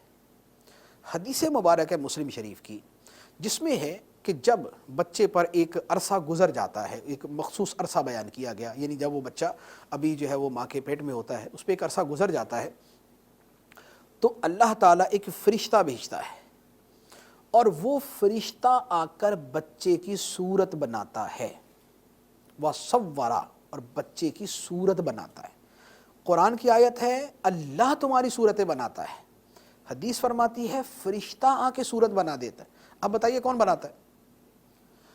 هو المصور، اللہ ہے جو تصویر بنانے والا ہے بچوں کی ماں کے پیٹ کے اندر بھی وہ اللہ ہے، لیکن حدیث فرماتی فرشتہ بنا دیتا ہے، تو حقیقتاً اللہ بناتا ہے، اور فرشتہ چونکہ اس کا وسیلہ اور ذریعہ بنتا ہے لہذا اس کی طرف بھی صورت بنانے کی نسبت ہو گئی، وہ وسیلہ بنا لیکن اس کی طرف بھی صورت بنانے کی نسبت ہو گئی۔ ایک بات، دوسری دلیل یعنی مزید کلیئر کرنے کے لیے ایک بڑا سمپل سا سوال ہے، موت کون دیتا ہے؟ روح کون قبض کرتا ہے؟ اللہ۔ زندگی دینے والا اللہ ہے، موت دینے والا اللہ ہے، یہ تو ہر مسلمان کا عقیدہ ہے، اس میں تو کوئی شک نہیں کر سکتا۔ زندگی دینے والا اللہ، موت دینے والا اللہ۔ اللہ تعالیٰ فرماتا ہے اللہ یتوفی الانفس حین موتها، اللہ روحوں کو قبض کرتا ہے ان کی موت کے وقت۔ جب کسی کی موت کا وقت آتا ہے تو روح اللہ قبض کرتا ہے، یہ قرآن کی آیت۔ اور اللہ ہی قرآن میں فرماتا ہے قل یتوفاکم ملک الموت الذی وکل بکم، اے محبوب تم فرماؤ اے لوگو تمہاری روح موت کا فرشتہ قبض کرتا ہے جو تمہارے اوپر مقرر کیا گیا۔ اب آپ دیکھیں لفظ دونوں ہیں، تمہاری روح اللہ روحیں قبض کرتا ہے، دوسری آیت میں فرمایا ملک الموت روحیں قبض کرتے ہیں۔ بتائیے کون کرتا ہے؟ قرآن تو دونوں کے بارے میں فرما رہا ہے، اللہ بھی روحیں قبض کرتا ہے اور ملک الموت بھی روحیں قبض کرتا ہے۔ تو یہ تھوڑی کوئی تقسیم ہے کہ کچھ روحیں اللہ تعالیٰ قبض فرماتا ہے کچھ ملک الموت آ کے قبض کر لیتے، نہیں، ہر روح اللہ ہی قبض کرتا ہے۔ لیکن یہ بھی درست ہے کہ ہر انسان کی روح ملک الموت ہی قبض کرتے ہیں۔ اب فرق کیا ہے؟ فرق کیا ہے؟ جب اللہ ہی قبض کرتا ہے تو پھر خاص ہو گیا، پھر دوسرا نہیں ہو سکتا، اور ملک الموت ہی قبض کرتے ہیں پھر کوئی اور نہیں ہو سکتا۔ تو فرق یہ ہے کہ حقیقتاً روح قبض کرنا اللہ کا کام ہے، موت دینا، روح نکالنا اللہ کا کام، لیکن اللہ نے اس کام کے لیے وسیلہ بنا دیا حضرت ملک الموت حضرت عزرائیل علیہ السلام کو۔ چونکہ یہ درمیان میں وسیلہ ہے، چونکہ یہ سبب بنتے ہیں، لہذا اب روح قبض کرنے کی نسبت ان کی طرف بھی ہو گئی اور روح قبض کرنے کی نسبت اللہ تعالیٰ کی طرف بھی ہوگی۔ تو با اعتبار حقیقت اس کی نسبت اللہ کی طرف اور با اعتبار مجاز اس کی نسبت ملک الموت کی طرف۔ اچھا، اب یہ تو موت کا معاملہ تھا، اب آئیے خاص وہ مسئلہ جس کے اوپر ہم نے بات کی ہے، بیٹا دینا۔ کہ چلے ٹھیک ہے جی، موت کے اوپر تو وہ ہے کہ اللہ تعالیٰ موت دیتا ہے حقیقت کے اعتبار سے، ملک الموت وہ روح قبض کرتے ہیں مجاز کے اعتبار سے، لیکن اولاد عطا کرنا تو ایسا نہیں ہے نا۔ تو اس کا جواب قرآن پاک کی واضح آیت مبارکہ، اولاد کون دیتا ہے؟ اللہ۔ کس کا اختیار ہے؟ اللہ کا۔ حقیقت کے اعتبار سے صرف اللہ کا اختیار ہے، دوسرے کسی کا کوئی اختیار نہیں۔ لیکن اگر اللہ ہی کسی کی طرف اس کی نسبت فرما دے تو پھر اب قرآن پاک میں اللہ تعالیٰ ارشاد فرماتا ہے، واقعہ بیان فرمایا کہ جب حضرت جبرائیل امین علیہ السلام حضرت مریم رضی اللہ تعالیٰ عنہا کے پاس آئے، حضرت جبرائیل امین علیہ السلام حضرت مریم رضی اللہ تعالیٰ عنہا کے پاس آئے اور آ کر ان سے کیا فرمایا؟ ان کے جب قریب آئے تو وہ ڈر گئی، انہوں نے کہا کہ میں اللہ کی پناہ مانگتی ہوں اور تم مجھ سے دور ہو جاؤ۔ یعنی وہ پارسا متقیہ تھی اور ایک اجنبی مرد اچانک ان کے سامنے آ گیا خلوت کے اندر، تو انہوں نے اللہ تعالیٰ کی پناہ مانگی کہ میرے ساتھ کچھ غلط نہیں کرنا۔ تو حضرت جبرائیل امین علیہ السلام نے اس وقت کیا کہا؟ اب الفاظ دیکھیے، قال فرمایا جبرائیل امین نے انما انا رسول ربکی، اے مریم میں تیرے رب کا بھیجا ہوا ہوں، تیرے رب نے مجھے بھیجا۔ کیوں بھیجا؟ اب الفاظ دیکھیے، لِأَحَبَ لَكِ غُلَامًا زَكِيًّا، تاکہ تمہیں میں ایک پاکیزہ بیٹا عطا کر دوں، پاکیزہ بیٹا تمہیں عطا کر دوں۔ کون؟ میں۔ حالانکہ یہاں پر جملہ یوں بھی بنتا ہے کہ جبرائیل امین علیہ السلام یہ کہہ دیتے کہ اے مریم میں تیرے رب کا بھیجا ہوا نمائندہ ہوں، اس لیے آیا ہوں تاکہ تمہیں اللہ تعالیٰ کی طرف سے یہ بشارت سنا دوں کہ اللہ تمہیں بیٹا عطا کرے گا، بشارت سنا دوں کہ اللہ تمہیں بیٹا عطا کرے گا۔ جملہ تو بہت اچھا تھا، لیکن یہ نہیں، فرما رہے میں اس لیے آیا ہوں انما انا رسول ربک لأحب لک غلاما زکیہ، تاکہ میں تمہیں بیٹا عطا کر دوں۔ اب یہ جو بیٹا عطا کرنے کی نسبت ہے حضرت جبرائیل امین علیہ السلام کی طرف کہ جبرائیل فرما رہے میں بیٹا دوں گا، تو اب جبرائیل خدا تو نہیں ہے، اللہ تو نہیں ہے، اللہ کے بندے۔ اگر اللہ کا ایک بندہ اپنی طرف یہ نسبت کر سکتا ہے تو پتہ چلا کہ منسوب کرنا جائز ہے، کیونکہ جبرائیل امین علیہ السلام اپنی طرف سے تو نہیں بولیں گے تو وہی جو اللہ تعالیٰ نے فرمایا. تو جبرائیل امین علیہ السلام کے الفاظ اس بات کی دلیل ہیں کہ اللہ کے علاوہ اگر کسی اور کی طرف، اللہ کے مقبول بندے کی طرف اس بات کی نسبت کر دی جائے کہ جبرائیل امین علیہ السلام، جیسے کہہ دیا جائے کہ حضرت مریم کو بیٹا دیا جبرائیل امین علیہ السلام نے، اگر اس کہنے میں کوئی حرج نہیں ہے قرآن کی آیت کے اعتبار سے، تو پھر اس کہنے کے اندر کیا حرج ہے کہ اللہ تعالیٰ نے فلاں کو بیٹا عطا فرما دیا سرکار غوث پاک رضی اللہ تعالیٰ عنہ کے صدقے، اور اس کا دوسرا جملہ یہ کہہ دیا جائے کہ سرکار غوث پاک رضی اللہ تعالیٰ عنہ نے اس کو بیٹا عطا کر دیا، داتا صاحب نے اس کو بیٹا عطا کر دیا. اگر جبرائیل نے بیٹا عطا کیا کہنا شرک نہیں ہے تو داتا صاحب نے بیٹا عطا کر دیا کہنا کیوں شرک ہو جائے؟ تو بات یہ ہے کہ یہ نسبت مجازی ہوتی ہے. نسبت مجازی سے مراد یہ ہے کہ جب یہ کہا جائے کہ داتا صاحب نے بیٹا عطا کر دیا، اس کا مطلب یہ نہیں ہے کہ داتا صاحب نے اپنی طرف سے بیٹا عطا کر دیا، اس کا مطلب یہ ہے کہ داتا صاحب کے وسیلے سے اللہ تعالیٰ نے بیٹا عطا کر دیا. جیسے آیت میں جو بیان کیا گیا اس کا مطلب یہی ہے کہ جبرائیل امین علیہ السلام کے واسطے سے حضرت مریم کو اللہ تعالیٰ نے حضرت عیسیٰ عطا کر دی، اور حضرت جبرائیل امین علیہ السلام درمیان میں واسطہ بنے. واسطہ کیا بنے کہ انہوں نے پھونک ماری تھی، انہوں نے حضرت مریم رضی اللہ تعالیٰ عنہا کے جو ہے وہ اپنا سینے پر پھونک ماری تھی، اور اس سے حضرت مریم رضی اللہ تعالیٰ عنہا حاملہ ہو گئی تھی، اور اس کے بعد پھر حضرت عیسیٰ علیہ السلام کی ولادت مبارکہ ہوئی تھی. تو درمیان میں حضرت جبرائیل امین علیہ السلام کا جو وسیلہ اور واسطہ بننا ہے، اس کی وجہ سے بیٹا دینا اگر ان کی طرف منسوب ہو سکتا ہے، تو کسی ولی کا وسیلہ پیش کرنے کی وجہ سے یا اس کی دعا کی وجہ سے اگر اللہ تعالیٰ بیٹا عطا فرما دے تو پھر اس کی طرف نسبت کرنے کے اندر کیا حرج ہے؟ لہذا اس کہنے کے اندر بھی کوئی حرج نہیں ہے کہ داتا صاحب کی بارگاہ میں بیٹے کے لیے عرض کر دیا جائے، غوث پاک رضی اللہ تعالیٰ کی بارگاہ میں بیٹے کے لیے عرض کر دیا جائے، لیکن عقیدہ وہی ہوتا ہے اور وہی ہونا چاہیے. کسی کا عقیدہ ہی اگر غلط ہے اور وہ معاذ اللہ کوئی شرکی عقیدہ ہی رکھتا ہے تو وہ ایک اپنی جگہ ہوگا، لیکن مسلمان سے یہ متصور نہیں ہے. مسلمان سے یہ متصور نہیں. جب تھوڑا سا وضاحت سے پوچھتے ہیں تو ہر مسلمان واضح کر دیتا ہے کہ نہیں بھائی، دینے والا اللہ ہی ہے، دینے والا اللہ ہی ہے. اللہ کے ولی نبی جو ہے یہ وسیلہ ہوتے ہیں، لہٰذا اس کہنے کے اندر بھی کوئی حرج نہیں. اللہ تبارک و تعالی ہمیں سمجھنے کی توفیق عطا فرمائے. وسیلے کے بغیر بھی مانگتے ہیں تو ان کا مانگنا تو منع نہیں ہے نا. یہ تو میں وضاحت کر چکا ہوں کہ مانگنا منع نہیں ہے. مسئلہ یہ ہے کہ اگر کوئی وسیلے کا منع کرتا ہے، وسیلے کا دیکھیں نا، ہم کہیں گے نہیں بغیر وسیلے کے مانگنا درست نہیں ہے تو ایک الگ بات ہو گئی، یہ تو کوئی بھی نہیں کہتا. مگر یہاں میں کہتا اگر کوئی وسیلے کے ساتھ مانگتا ہے تو اس کا یہ مانگنا کس قرآن کی آیت سے غلط یا کس حدیث سے غلط ثابت ہوتا ہے؟ قرآن پاک میں ہے نا، اللہ تعالیٰ ارشاد فرما رہے ہیں، مفہوم ہے کہ جو ہے مجھ سے دعا مانگو میں قبول کرنے والا ہوں. بالکل. تو ہم اللہ سے دعا مانگے نا. تو ہم چلے آتے ہیں بابا جی کے مزار کے اوپر، ہم کہتے ہیں بابا جی فلاں چیز دے دیجئے. دعا کس سے مانگ رہے ہیں؟ دعا نہیں، اب وہ تو ہم جا کے بولتے ہیں نا بابا جی آپ یہ چیز دے دیجئے. دیکھیے یہ سب وسیلہ بنانا ہی ہے. اس کو تھوڑا سا براڈ مینٹلٹی کے ساتھ پلیز لینے کی کوشش کریں.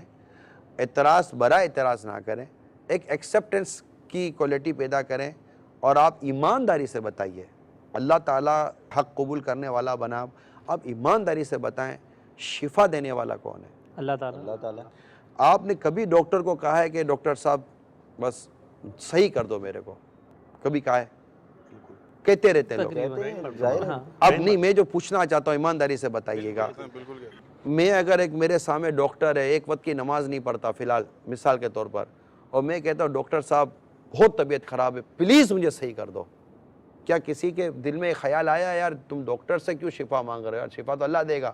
ڈاکٹر سے خالی دوائی لو، چپ چاپ دوائی کھاؤ اور جا کر اللہ سے دعا کرو یا اللہ میں نے یہ کوشش کی، تو نے سبب پیدا کیا، میں نے سبب تو لے لیا. اب ڈاکٹر کو شفا بولنے کی کیا ضرورت ہے کہ ڈاکٹر صحیح کر دو؟ ڈاکٹر صحیح تو نہیں کر سکتا، کنیا کوئی ڈاکٹر صحیح نہیں کر سکتا. بندہ صحیح تبھی ہوگا جب اللہ شفا دے گا، یہ طے. ڈاکٹر دوائی دیتا ہے بندہ صحیح نہیں ہوتا ہے یا نہیں ہے؟ اسی طرح کئی مزارات پہ جا کر ہم دعا کرتے ہیں، دعائیں قبول ہوتی نظر نہیں آتی. اصل دعا کا قبول کرنے والا کون ہے؟ اللہ. جس طرح ایک ڈاکٹر سے ہم شفا کی بات کرتے ہیں تو شیطان وہ وسوسہ نہیں لاتا ہمارے دلوں میں، کیونکہ ہم جانتے ہیں کہ ہم جس ڈاکٹر کو کہہ رہے ہیں وہ ڈاکٹر شفا دینے والا نہیں ہے، یہ ایک سبب ہے. ہم اس کو کہتے ہیں ڈاکٹر صاحب ایسی دوا دے دو جس سے میرے کو صحیح ہو جائے، تو اللہ کے ولی کی بارگاہ میں یہ کہتا ہے اللہ کے ولی کو کوئی ایسی دعا کر دو کہ اللہ تعالیٰ مجھے اس مشکل سے نجات دے دے. وسیلہ اسی شے کا نام ہے کہ بندہ اللہ کے اس نیک بندے کے ذریعے اللہ تعالیٰ کو قرب پاتا ہے. وسیلہ کیوں پیش کرتے ہیں؟ اس کا فائدہ کیا ہے؟ کیا اللہ تعالیٰ سے دعا مانگنی ہو تو بغیر وسیلے کے نہیں مانگی جا سکتی؟ جب وسیلے کے بغیر بھی دعا مانگی جا سکتی ہے تو پھر وسیلہ پیش کرنے کی کیا ضرورت ہے؟ اس سوال کا بڑا سمپل سا جواب یہ ہے کہ دین وہ نہیں جو ہم سوچتے ہیں اور جو ہم سمجھتے ہیں. دین وہ ہے جو اللہ کے محبوب صلی اللہ تعالیٰ علیہ وآلہ وسلم نے ہمیں عطا فرمایا. دین وہ ہے جو اللہ کے نبی صلی اللہ علیہ وآلہ وسلم کے ذریعے صحابہ کرام تک پہنچا اور جو انہوں نے دین کو سمجھا. اب انہوں نے دین کو سمجھ کر اور نبی پاک علیہ الصلوۃ والسلام نے جو دین پہ پہنچایا اس میں جو چیز موجود ہے ہم نے اسے تسلیم کرنا ہے.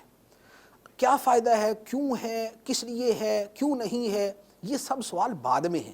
اگر ایک بات نبی پاک صلی اللہ علیہ وآلہ وسلم کے عمل مبارک سے ثابت ہے، آپ کے عمل مبارک سے ثابت ہے، اس پر ہم اپنی عقل کے گھوڑے نہیں دوڑا سکتے کہ کیا فائدہ ہے، اس کے بغیر کیوں نہیں ہو سکتا. اب بات یہ ہے کہ وسیلے کا طریقہ نبی پاک صلی اللہ علیہ وآلہ وسلم نے خود سکھایا. صحابہ کرام کی زندگی کا معمول تھا کہ اللہ کی بارگاہ میں دعا میں وسیلہ پیش کرتے تھے. اب نبی پاک علیہ الصلوۃ والسلام نے سکھایا وسیلہ اور صحابہ کرام کی زندگی کا معمول تھا دعا کے اندر وسیلہ پیش کرتے تھے. اب بتائیے کہ کیا اس کے بعد یہ سوال ہو سکتا ہے کہ بھی کیوں؟ بھئی کیوں کا جواب تو تب ہو کہ جب کوئی بات دین میں ثابت نہ ہو اور اس کے بارے میں سوال کیا جائے کہاں سے ثابت ہے، کیسے ہے، کیوں ہے، کب ہے، کیا فائدہ ہے. لیکن جو طریقہ اللہ کے نبی صلی اللہ علیہ وآلہ وسلم نے بیان فرما دیا، جو آپ نے طریقہ سکھا دیا، اس کے اوپر اعتراض کرنا اور اسے تسلیم نہ کرنا یہ مسلمان کا کام نہیں. اب نبی پاک علیہ الصلوۃ والسلام نے کہاں سکھایا؟ وہ جو میں نے اوپر حدیث مبارک عرض کی تھی، ترمذی، ابن ماجہ، سنن نسائی، مستدرک حاکم اور طبرانی کے حوالے سے جو حدیث ذکر کی تھی، جس میں نبی پاک صلی اللہ علیہ وآلہ وسلم نے خود نابینا صحابی کو سکھایا تھا کہ جنہوں نے عرض کیا کہ یا رسول اللہ میرے لیے دعا فرمائے، اللہ تعالیٰ مجھے عافیت عطا فرما دی، یعنی مجھے آنکھوں کا نور عطا فرما دے. تو سرکار علیہ الصلوۃ والسلام نے فرمایا کہ چاہو تو صبر کرو جنت ملے گی اور چاہو تو میں دعا کر دیتا ہوں. عرض کی حضور دعا ہی فرما دے. تو نبی پاک علیہ الصلوۃ والسلام نے فرمایا کہ جاؤ وضو کرو اور اچھا وضو کرو اور پھر یہ دعا مانگو. اور وہ دعا کیا تھی؟ اللہم انی اسألک واتوجہ الیک بنبیک محمد النبی الرحمہ یا محمد انی توجہت بک الی ربی فی حاجتی ہذہ لتقضی لی اللہم فاشفع فی. نبی پاک علیہ الصلوۃ والسلام سکھا رہے ہیں کہ وہ صحابی اللہ کی بارگاہ میں یہ دعا کرے، اے اللہ میں تیری طرف متوجہ ہوتا ہوں، میں تجھ سے سوال کرتا ہوں اور تیری طرف متوجہ ہوتا ہوں تیرے نبی محمد صلی اللہ علیہ وآلہ وسلم کے وسیلے سے جو نبی رحمت ہیں. یا رسول اللہ میں آپ کے وسیلے سے اپنے رب کی طرف متوجہ ہوتا ہوں تاکہ میری حاجت کو پورا کر دیا جائے. اے اللہ آقا کریم صلی اللہ علیہ وآلہ وسلم کی شفاعت میرے حق میں قبول فرما. اب یہ طریقہ کس نے سکھایا؟ نبی پاک صلی اللہ تعالیٰ علیہ وآلہ وسلم نے. کس کو سکھایا؟ صحابی کو سکھایا. صحابی نے اس پر عمل کیا. عمل کرنے کا نتیجہ یہ ہوا کہ دعا قبول ہوئی، اللہ تعالیٰ نے آنکھوں کا نور عطا فرما دیا. تو اب سارے سوالوں کا جواب اسی کے اندر مل گیا کہ وسیلہ کیوں ہے؟ بھی اس لیے ہے کہ اللہ کے رسول صلی اللہ علیہ وسلم نے سکھایا. وسیلے کا فائدہ کیا ہے؟ فائدہ یہ ہے کہ دعا قبول ہو جاتی ہے. اچھا وسیلے کے بغیر کر لیں تو کیا فرق پڑتا ہے؟ تو بھائی یہ سوال تو وہاں جا کے کیا جائے جہاں سب سے پہلے وسیلہ سکھایا گیا. نبی پاک علیہ الصلوۃ والسلام سے صحابہ کرام نے تو یہ سوال نہیں کیا کہ یا رسول اللہ وسیلے کے بغیر ہی دعا نہ کر لیں. نہیں، صحابہ کرام یہ جرأت ہی نہیں کر سکتے. کیوں؟ اس لیے کہ اللہ کے رسول صلی اللہ علیہ وسلم نے ایک بات ارشاد فرما دی اور جو سرکار نے اجازت دے دی اس پہ سب ختم ہے. اس کے بعد آگے کسی شے کی حاجت ہی نہیں ہے مزید کسی پوچھنے کی اور مزید کسی اجازت لینے کی. اچھا دوسری بات میں نے عرض کی تھی کہ وسیلے سے دعا مانگنا یہ صحابہ کرام کا طریقہ تھا، معمول تھا. ایک دعا نہیں، معمول تھا. دلیل بخاری شریف کی حدیث سے مبارک. بخاری شریف میں ہے سیدنا عمر فاروق رضی اللہ تعالی عنہ کے زمانے میں ایک مرتبہ خشک سالی پڑی. خشک سالی یعنی بارش نہیں ہوئی. تو سیدنا عمر فاروق رضی اللہ تعالی عنہ نے اللہ تعالیٰ سے جو دعا مانگی اس کے الفاظ کیا تھے؟ بخاری کے الفاظ ہیں، جلد نمبر 1 صفحہ نمبر 137. عرض کرتے ہیں اللہم انا کننا نتوسل الیکا بنبینا صلی اللہ علیہ وسلم فتسقینا وَإِنَّا نَتَوَسَّلُ إِلَيْكَ بِعَمِّ نَبِيِّنَا صلی اللہ علیہ وسلم فَاسْقِنَا۔ ترجمہ، اب ترجمے کے الفاظ پہ غور کیجیے گا۔ اے اللہ، ہم تیری بارگاہ میں اپنے نبی کا وسیلہ پیش کیا کرتے تھے۔ اے اللہ، ہم تیری بارگاہ میں اپنے نبی کا وسیلہ پیش کیا کرتے تھے۔ یہ عمل ہے، یہ تکرار ہے کہ ہم یہ عمل کیا کرتے تھے، اور اے اللہ تو ہمیں بارش عطا فرما دیتا تھا، اور اب ہم تیری بارگاہ میں اپنے نبی صلی اللہ علیہ وآلہ وسلم کے چچا کا وسیلہ پیش کرتے ہیں، ہمیں سیراب کر دے۔ اس حدیث مبارک میں کتنی باتیں کلیئر ہو گئی۔ ایک تو یہ کہ نبی پاک علیہ الصلوۃ والسلام کا وسیلہ پیش کرنا صحابہ کا معمول تھا، ایک۔ دوسری بات یہ کلیئر ہوئی کہ صرف نبی ہی کا وسیلہ نہیں ہوتا، نبی سے نسبت رکھنے والے کا بھی وسیلہ ہوتا ہے۔ حضرت عباس رضی اللہ تعالی عنہ نبی کریم علیہ الصلوۃ والسلام کے چچا تھے، نسبت تھی، ان کا وسیلہ پیش کر دی۔ تیسری بات یہ پتہ چلی کہ وسیلہ صرف نبی کا نہیں، غیر نبی کا بھی ہوتا ہے، یعنی ولی ہے، صالح ہے، نیک ہے، متقی ہے، پرہیزگار ہے، اللہ کا مقبول بندہ ہے، اس کا بھی وسیلہ پیش کیا جا سکتا ہے۔ تو جب صحابہ کرام یہ کہتے ہیں کہ اے اللہ، ہم تیری بارگاہ میں اپنے نبی صلی اللہ علیہ وآلہ وسلم کے وسیلے سے دعا کیا کرتے تھے اور تو ہمیں بارش عطا فرما دیتا تھا، تو جب صحابہ کرام اپنا معمول خود بتا رہے ہیں تو ہم جو وسیلہ پیش کرتے ہیں یہ صحابہ کرام کی اسی سنت کی ادائیگی ہے، یہ اسی طریقے کی ادائیگی ہے۔ یہ دو دلیلیں بالکل اختصار کے ساتھ میں نے عرض کر دی ہیں، اگر تفصیل کے اندر جائیں گے تو بہت ساری چیزیں اس کے اندر آ جائیں گی، لیکن یہ دو دلیلیں ایک منصف مزاج کے لیے اور احادیث مبارکہ کو اور اللہ رسول کے فرامین کو تسلیم کرنے والے کے لیے کافی ہیں کہ وسیلہ پیش کرنے کے اندر کوئی حرج نہیں، بلکہ نبی پاک صلی اللہ تعالیٰ علیہ وآلہ وسلم نے یہ سکھایا اور صحابہ کرام کا معمول تھا۔ اس کا یہ حسن ظن ہے کہ یہ اللہ تعالیٰ کا چونکہ نیک بندہ ہے تو یہ اللہ تعالیٰ اس کی دعا قبول فرمائے گا۔ اب دیکھیے سیدنا عمر رضی اللہ تعالیٰ عنہ کے دور مبارک میں قحط پڑا، سرکار صلی اللہ تعالیٰ علیہ وسلم کا وصال ظاہری ہو چکا ہے، ایک شخص بارگاہ رسالت میں حاضر ہو کر بارش کی التجا کرتا ہے کہ آقا بارش نہیں ہو رہی ہے۔ آقا صلی اللہ تعالیٰ علیہ وسلم کی ندا آتی ہے کہ جا کر عمر کو کہہ دو بارش ہو جائے گی، رضی اللہ تعالیٰ عنہ صلی اللہ تعالیٰ علیہ وسلم۔ یہ کیا تھا؟ بارش تو اللہ برساتا ہے۔ یعنی دیکھیں، میں آپ کو اتنی حدیثیں سنا دوں، میں آپ کو اتنی آیتیں بیان کر دوں، اتنی روایتیں بیان کر دوں کہ شاید مطلب کہ کنفیوژن، اگر بندہ اب نہیں صحیح ہونا چاہتا تو نہیں ہو، وہ ایک الگ میٹر ہے، وہ نہیں ایکسیپٹ کرنا چاہتا نہ ہو، لیکن یہاں پر کوئی کنفیوژن اس لیے نہیں ہے کہ اگر کوئی اللہ کے نیک بندے سے دعا کا نہیں کہتا، کوئی اللہ کے نیک بندے کے پاس نہیں جاتا، تو کوئی اللہ کے نیک بندے کے لیے یہ سب چیزیں نہیں کہتا جو میں کہتا ہوں، تو میں کب کہتا ہوں کہ وہ گناہ گار ہے اور وہ شریعت کے خلاف کر رہا ہے۔ لیکن اگر کوئی اس طرح کرنے والے کو ناجائز کہے گا، اس طرح کرنے والے کو گناہ گار کہے گا اور یہ کہے گا کہ یہ اسلام و دین کے خلاف ہے، تو اب مجھے یہ بات کہنے کی اجازت دیجئے کہ میں اس سے پوچھوں گا نا کہ بھائی یہ چیزیں کہاں سے ناجائز ہیں، کیسے ناجائز ہو گئی؟ بات یہ کہ آپ نے بھی کہا، چلیں جو آپ نے ابھی حدیث مبارکہ بھی پیش کی، بات یہ ہے کہ اب وہ ناجائز اس لیے کہتا ہے کہ جب وہ وہاں ہم دیکھتا ہے نا کہ وہاں جا کے کیا ہو رہا ہے، سجدے ہو رہے ہیں، ٹھیک ہے نا، دیکھیں انہی نیک بندے کے بعد جا کے اس مدار پہ جا کے آپ دیکھیں جب زندہ آدمی کے بجائے سنیں زندہ کی طرف رہ رہے ہو، ہم تو زندہ میں بھی ایک ہیں، تو آپ کنفیوز ہو زندہ مثال دی تھی آپ نے بھی، ڈاکٹر کی مثال دی ہے نا کہ آپ جاتے ہیں ڈاکٹر کے پاس، بولتے ہیں ڈاکٹر صاحب ہمیں صحیح کر دو، یہ ایک زندہ آدمی ہے، ڈاکٹر ایک زندہ ہے اور اس سے ہم بات کر رہے ہیں۔ لیکن جو آپ اب جا کے دیکھیں کہ مزار شریف پہ جا رہے ہیں، جو صاحب مزار ہیں وہ انتقال فرما گئے اور آپ اس سے دعا مانگ رہے ہیں۔ اب جو موضوع چلا، آئیے اس پر امیر سنت کا مدنی گلدستہ دیکھتے ہیں۔ بابا مزار شریف پہ جانے کے حوالے سے آپ کا کیا ذہن ہے؟ مزارات اولیاء پر حاضری دینی بہت بڑی سعادت کی بات ہے۔ مولانا روم علیہ رحمۃ اللہ القیوم ہی کا غالباً یہ شعر ہے، یک زمانہ صحبت با اولیاء بہتر از 100 سالہ طاعت بیریا، یعنی اولیاء کرام کی صحبت میں ایک گھڑی بھر گزارنا یہ 100 سال کی خالص بے ریا یعنی خالص عبادت سے بھی بڑھ کر ہے۔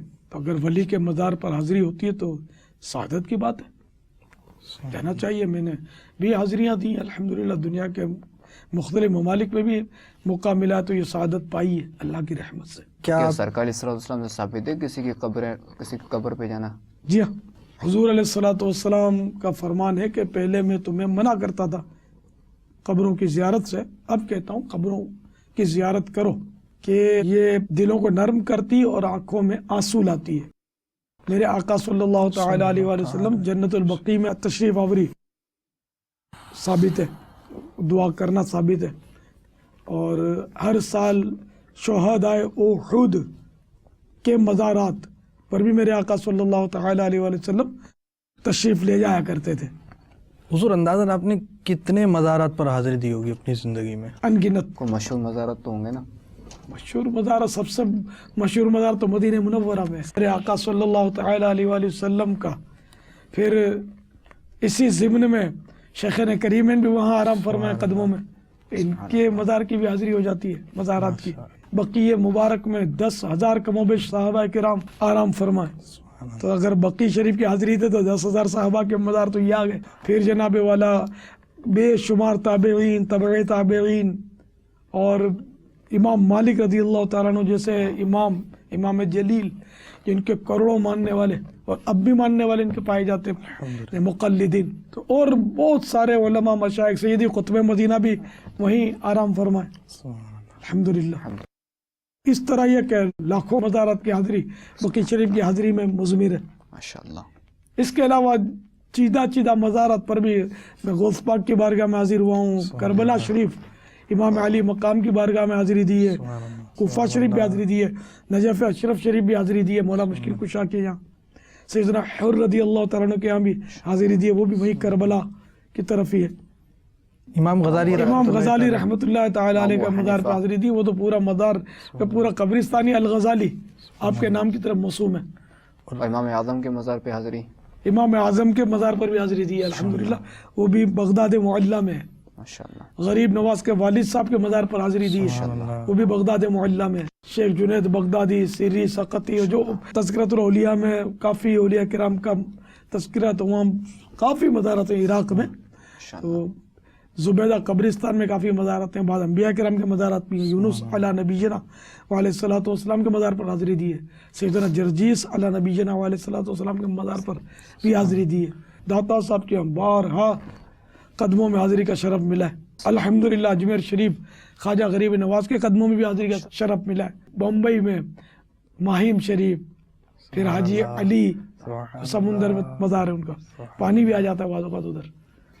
یہ پھر کولمبو گیا تو وہاں کے مزارات پر حاضری دی الحمدللہ۔ کیا آپ نے سرکار اعلیٰ حضرت رضی اللہ تعالیٰ کے مزار بریلی شریف میں بھی حاضری ہوئی، مدینۃ المرشد اعلیٰ حضرت کے مزار پر، پھر ان کے آبا و اجداد کے مزارات پر، اعلیٰ حضرت کے بھائی جان حسن رضا خان، پھر والد صاحب رئیس المتکلمین مولانا نقی علی خان، ان کے اعلیٰ حضرت کے دادا جان مولانا رضا علی خان، سب کے مزارات ہیں الحمدللہ۔ پھر اعلیٰ حضرت کے مزار پر حاضری تو ضمن مفتی اعظم ہند رحمۃ اللہ علیہ کے مزار پر بھی ہو جاتی کہ وہی اعلیٰ حضرت کے پہلو میں دفن ہے۔ مدینۃ الاولیاء ماشاءاللہ شاہ عالم رحمۃ اللہ علیہ، سیدی قطب عالم رحمۃ اللہ تعالی علیہ، کافی، یعنی کہ یہ فہرست بہت طویل ہے۔ ٹھٹا شریف اور سیون شریف وہاں بھی حاضری دی ہے، شاقیق پر بھی حاضری دی ہے الحمدللہ۔ اب مخدوم ہاشم ٹھٹوی رحمۃ اللہ تعالی علیہ غالباً وہاں بھی گیا ہوں۔ مکلی شریف، جی مکلی شریف میں کہا جاتا ہے کہ 1,12,000 اولیاء کرام کے مزارات ہیں، مکلی شریف بھی حاضری دی ہے۔ میں ابھی آپ کو ایک اور مثال دیتا ہوں، تھوڑا سمجھنے کی کوشش کیجئے گا۔ اللہ تبارک و تعالیٰ کے پیارے حبیب صلی اللہ تعالیٰ علیہ وآلہ وسلم کی ایک بہت ہی پیاری حدیث بھی سنا دیتا ہوں۔ ابھی تو میں نے قرآن مجید کی آیت سنائی، اب آئیے میں آپ کو ایک حدیث بھی سناتا ہوں انشاءاللہ تبارک و تعالیٰ۔ ابن ماجہ کی حدیث ہے، ارشاد فرماتے ہیں ان اللہ حرم علی الارض ان تأکل اجساد الانبیاء فنبی اللہ حی و یرزق، یعنی اللہ تعالیٰ نے انبیاء کے اجسام یعنی جسموں کو مٹی پر حرام فرما دیا ہے، اللہ کے نبی زندہ رہتے ہیں، انہیں رزق دیا جاتا ہے۔ ابن ماجہ کی حدیث ہے، جلد نمبر 2 صفحہ نمبر 291 حدیث نمبر 1637۔ حضرت سیدنا انس رضی اللہ تعالیٰ عنہ سے روایت ہے کہ رسول کریم صلی اللہ تعالیٰ علیہ وسلم نے ارشاد فرمایا الانبیاء احیاء فی قبورہم یصلون، یعنی انبیاء اپنی قبروں میں زندہ ہیں، نماز پڑھتے ہیں۔ مسند ابی یعلا جلد نمبر 3 صفحہ نمبر 216 حدیث نمبر 3412۔ یہ میں نے آپ کے سامنے حدیث کوٹ کی، قرآن مجید کی آیت کوٹ کی ہیں، اور بہت ساری چیزیں میں نے کوٹ کی ہیں۔ اس طرح مدد کے بارے میں کہ اللہ تعالیٰ کے انبیاء، فرشتے، یہ اللہ تعالیٰ کے حکم سے مدد فرماتے ہیں، اس میں کوئی شک اور شبے کی گنجائش نہیں ہے، اس میں وسوسے میں اشکال میں آنے کی کوئی ضرورت نہیں ہے۔ اور جو بھی مزارات پر بھی جاتا ہے، جس کا میں نے ابھی بیان کر دیا آپ کو کہ اللہ تعالیٰ کے اولیاء کرام، اللہ کے نیک بندے یہ زندہ ہوتے ہیں، ان کی حیات پر باقاعدہ ہمارے علماء نے کتابیں لکھی ہیں۔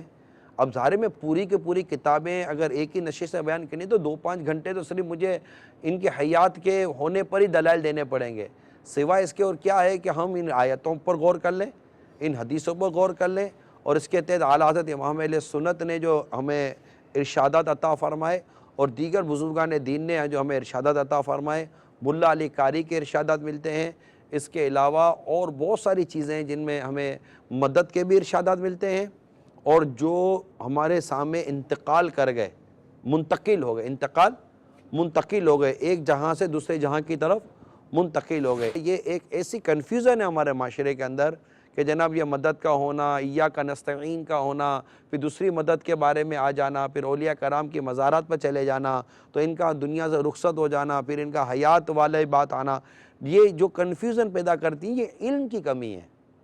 علم کی کمی ہے۔ جب آپ کے سامنے قرآن مجید کی مزید آیات آ رہی ہیں، آپ کے سامنے قرآن مجید کی آیات کے ساتھ ساتھ اس کی تفسیر آ رہی ہے، اور تفسیر میں بھی ایسے ایسے اقوال جن کو انشاءاللہ کوئی رد نہیں کر سکے گا۔